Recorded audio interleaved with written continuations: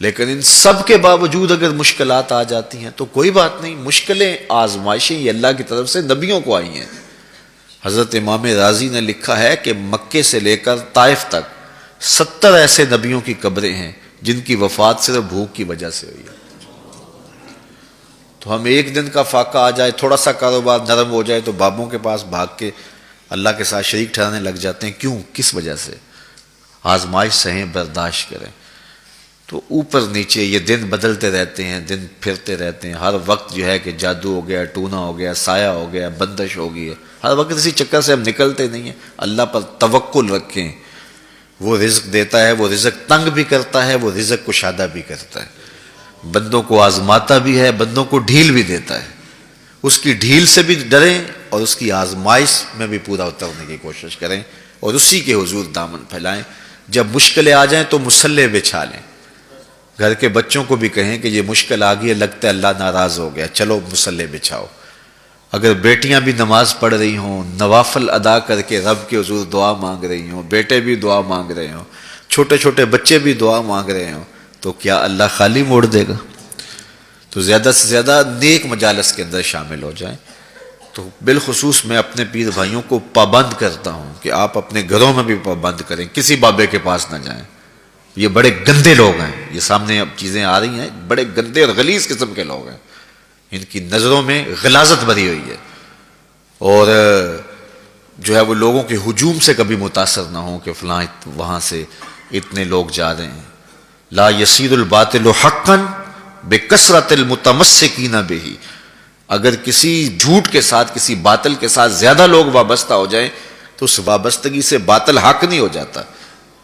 لوگ کہتے ہیں جی اتنے لوگ آ رہے ہیں، کچھ ہے تو آ رہے ہیں، تو جو بت خانوں میں جا رہے ہیں اتنے لوگ تو کچھ ہیں تو جا رہے ہیں، کیا مطلب یہ کوئی اب معیار ہے؟ تو جہلا کا جمع ہونا، جہلا کا کہیں جانا، یہ معیار نہیں ہے۔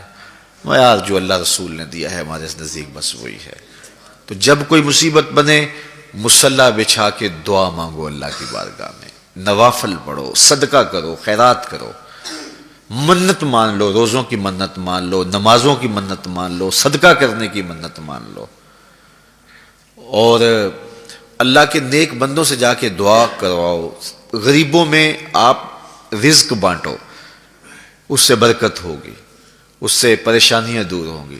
رزق کم ہو گیا ہے تو غریبوں کو دو، لگتا ہے غریبوں کو دو گے تو اور کم ہوگا، نہیں، جب دو گے تو اللہ کے سچے وعدے آپ کو نصیب ہوں گے اور آپ کو برکت نصیب ہوگی، اس کے راہ میں دینے سے کم نہیں ہوتا ہے۔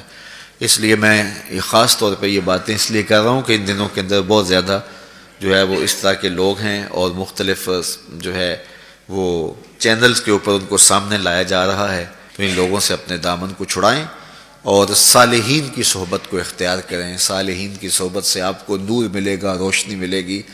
آزمائش ٹل جاتی ہے تو پھر بھی، ورنہ اس میں استقامت کی توفیق مانگیں، چونکہ جو بلا پر صبر کرتا ہے اسے بھی اجر دیا جائے گا۔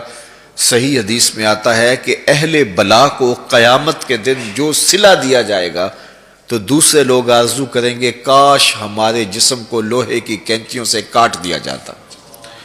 تو یہ جو تکلیفیں آتی ہیں یہ گناہ اس سے جڑتے ہیں، اس سے درجے بلند ہوتے ہیں، اس سے اللہ کی قربت نصیب ہوتی ہے۔ تو مصیبت آئی تو بابے کے پاس بھاگ گئے، جو فاسق اور فاجر اور مشرکانہ عقائد رکھتا ہے اس کے پاس بھاگ گئے، تو پھر ایک مصیبت بھی سہی اور ایک اپنا ایمان بھی اجاڑا۔ اس لیے اس مصیبت سے جو باطنی فوائد ملیں گے، جو روحانی مرتبے بلند ہوں گے، ان کو حاصل کریں۔ تو غیرت کے ساتھ جینے کا ڈھب ہم سیکھیں، مت ایسے لوگوں کے پاس جائیں۔ اللہ آپ کو مجھے اپنی رحمتوں کے سائے میں رکھے۔